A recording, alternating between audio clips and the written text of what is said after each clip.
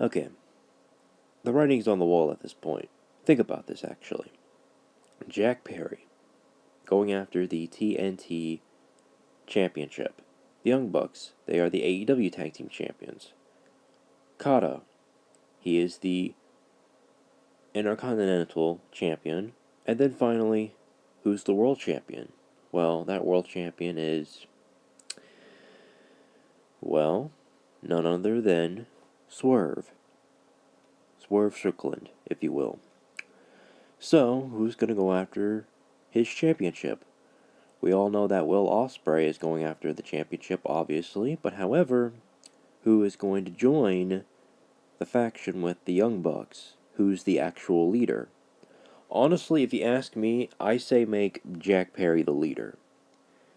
If not, then I say either between Okada as the leader of this faction. Who knows? Am I interested in this faction? I think so. It's taking it to a whole different level, and it's making things interesting, if you will. I hope that they really make some good stories, because I've been kind of, just waiting for a story to happen, just waiting for something interesting to happen, if you will. So, for this faction, it needs to be successful at all cost. I want to see basically all of them in gold and winning lots of championships. But however, how I see it, I really want to see good old Jack Perry become the AEW World Champion. Think about it. What if he doesn't win the TNT Championship? Think about it. What if he doesn't win the TNT Championship? Even though I would love to see him win personally at, well, Forbidden Door, but I feel like he's going to end up losing. So I think it would make a whole lot of sense if he goes after the championship.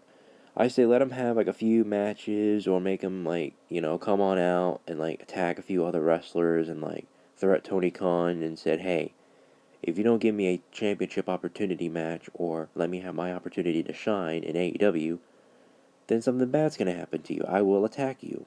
Something like that, for example. Honestly, something has to give here. Seriously, something has to give.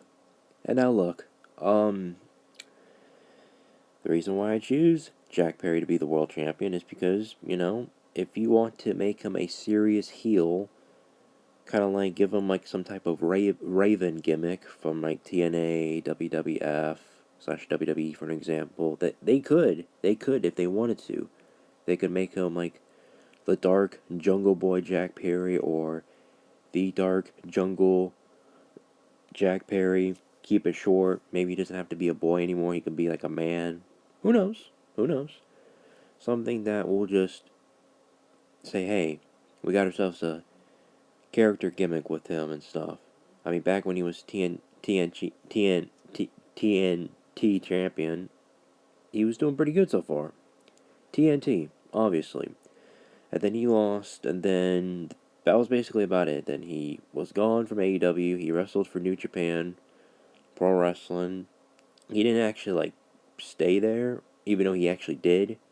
But what I'm trying to say is he didn't sign, like, a personal contract with them, if that makes any sense. He was just kind of, like, there to wrestle. And then once he made his return back to All Elite Wrestling, he decides to team up with the Young Bucks. Team up with Nick and Matt Jackson and Okada. And, here we are in 2024, once again. So we gotta see if they'll do something with this storyline. Make them take over AEW, because that's what we're kind of seeing right now with Matt and Jack. Or Matt and Nick Jackson, if you will. And then you have Okada and all that good stuff. So we gotta see Team AEW versus Team Young Bucks Authority or something like that. Just, I don't know, do some brainstorming, do something different.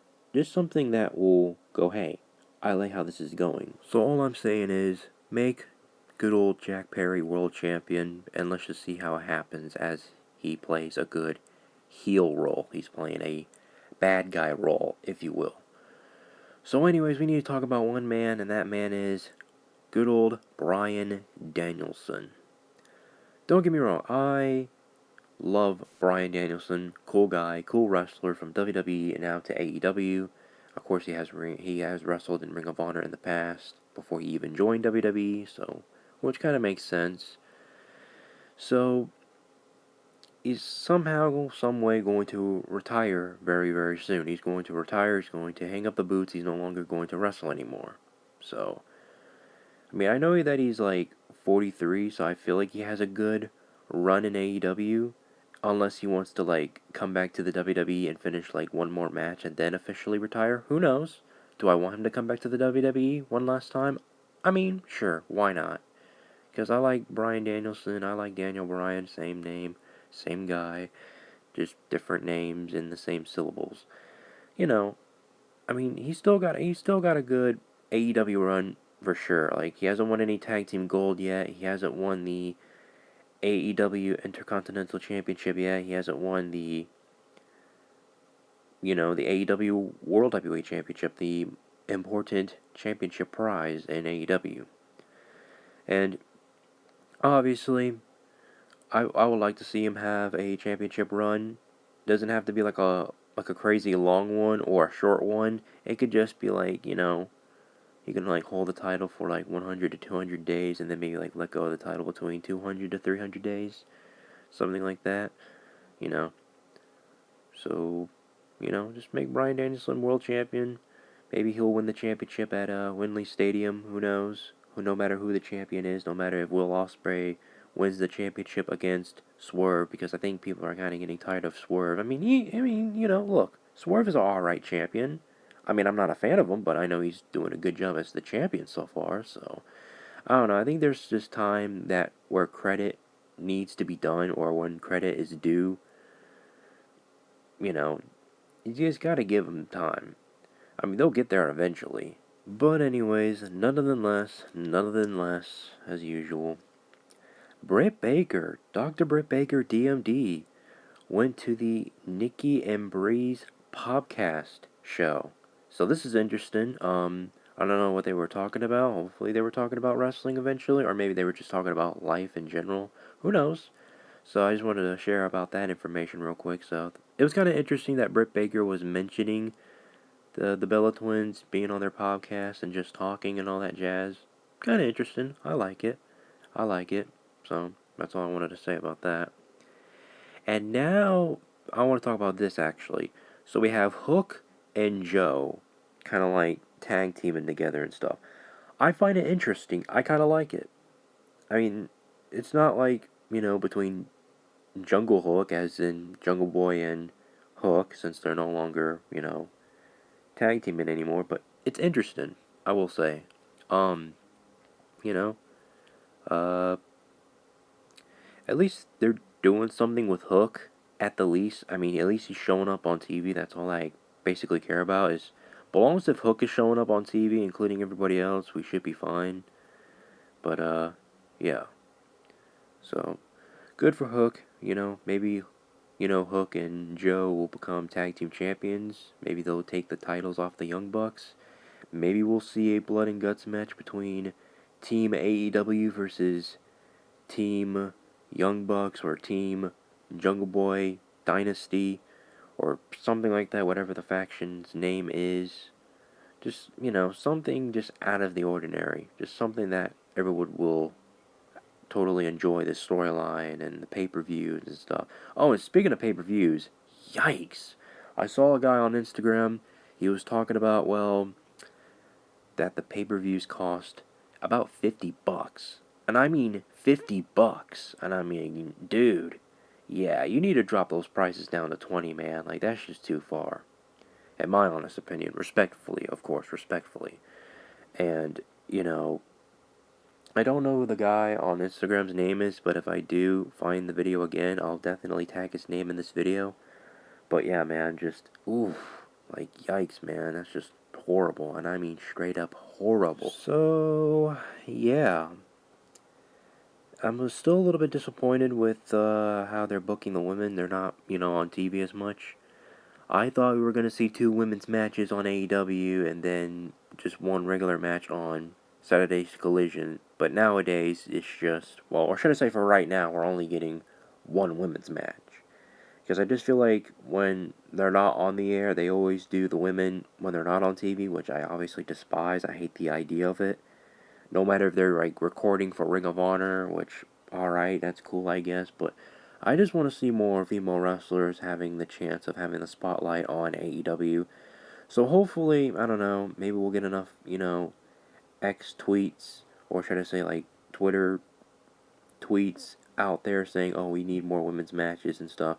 It doesn't have to be like that crazy. At least just give us like 2 to 3 women's matches. 2 matches for AEW Dynamite, and then 3 women's matches for Saturday Collisions, and then 1 match for Rampage. Or just move Rampage on Thursdays, in my honest opinion.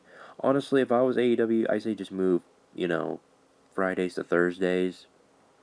Just because, like, if I want to watch, Rampage, I can always just watch it on the next following day, you know, from AEW Dynamite. Say, like, for an example, you just watch an AEW Dynamite episode, right?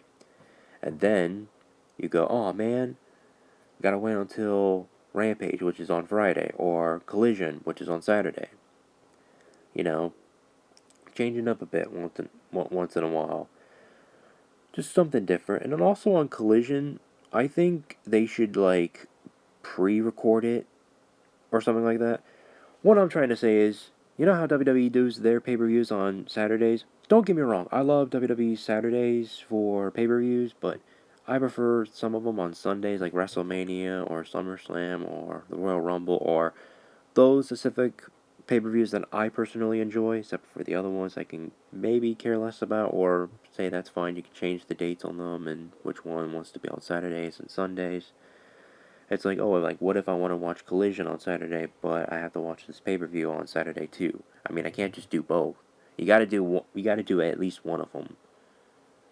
So, I wish they would, like, okay, don't record any episodes for Sunday when there's a pay-per-view happening, no matter if it's, WWE's or basketball pay-per-view or whatever.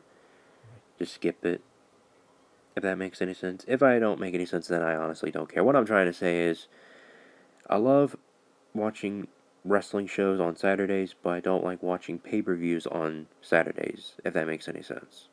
Because, don't get me wrong, I love watching pay-per-views on Saturdays, but sometimes I just want to watch, like, the actual regular wrestling show rather than just watching the pay-per-view on good old Saturday and just watch it on Sundays only. Sunday, Sunday, Sunday.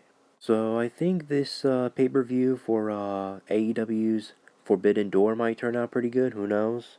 And of course I will not be paying $50 to watch it on stream or go to an actual live event to see this live. That's obviously never going to happen.